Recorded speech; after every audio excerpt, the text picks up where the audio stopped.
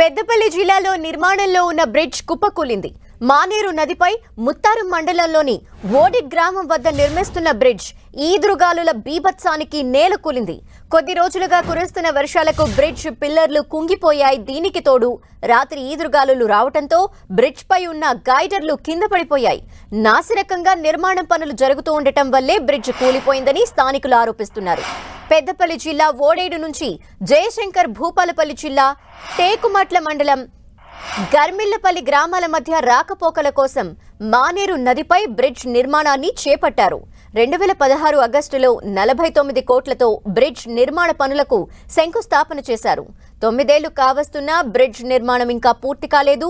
కొద్ది రోజులుగా కురుస్తున్న వర్షాలకు వంతెన పిల్లర్లు కుంగిపోయాయి. ఇక రాత్రి వీచిన ఈదురుగాలుల బీభత్సానికి బ్రిడ్జ్ పై ఉన్న సిమెంట్ గైడర్లు కింద పడిపోయాయి. దీంతో బ్రిడ్జ్ కుప్పకూలింది. నిర్మాణంలో నాణ్యత లోపాలే బ్రిడ్జ్ కూలిపోయిందని స్థానికులు ఆరోపిస్తున్నారు. బ్రిడ్జ్ వాడకంలో వచ్చిన తర్వాత కూలిపోతే పెద్ద ప్రమాదమే జరిగేదని స్థానికులు ఆగ్రహం వ్యక్తం చేస్తున్నారు.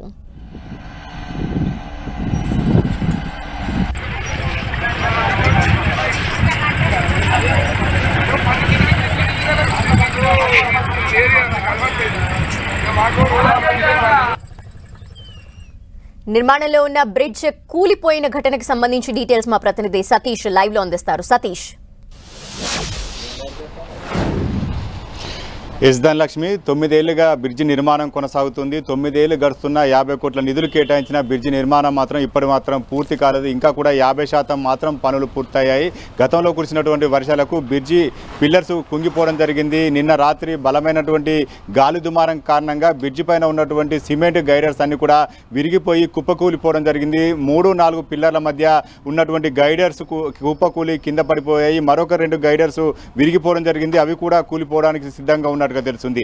2016లో ఇటు జయశంకర్ భూపాలపల్లి జిల్లా, పెద్దపల్లి జిల్లా 2 జిల్లాలకు కనెక్టివ్ కోసం ఓడేడు మానేరు వాగు పైన బ్రిడ్జి నిర్మాణం పనులు చేపట్టడం జరిగింది. అప్పటి నుండి కాంట్రాక్టర్ పనులు కొనసాగిస్తూనే ఉన్నారు.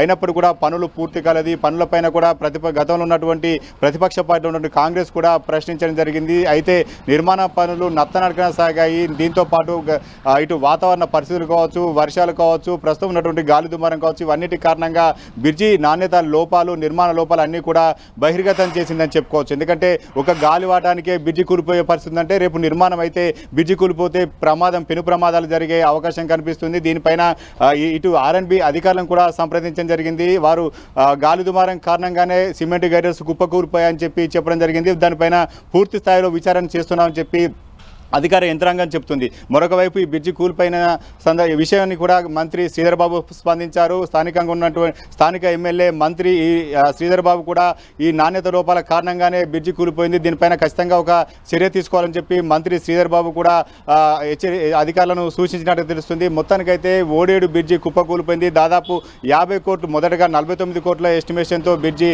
ప్రారంభించడం జరిగింది. ఆ తర్వాత మరొక 11 కోట్లు అంచనా పెంచారు. అయినా ఇప్పటికీ దాదాపు 50% నిధులు కూడా విడుదల చేయడం జరిగింది. అయినా కూడా పనులు నత్తనడకన సాగుతున్నాయి. ఏదైతే నిర్మాణ సంస్థ ఉందో ఆ నిర్మాణ సంస్థ పలు రకాల నాణ్యత ప్రమాణాలు పాటించకుండా నిర్మాణాలు చేస్తుంది. గతంలో కూడా వేములవాడ మానేరు వంతెన, వేములవాడ మూలవాగు పైన నిర్మిస్తున్నటువంటి వంతెన కూడా కుంగిపోవడం జరిగింది. ఆ బ్రిడ్జి కుంగిపోవడానికి కారణం కూడా ఇదే నిర్మాణ సంస్థ నిర్మాణం చేసింది. నిర్మాణ సంస్థ సరైన నాణ్యత ప్రమాణాలను పాటించడం లేదు.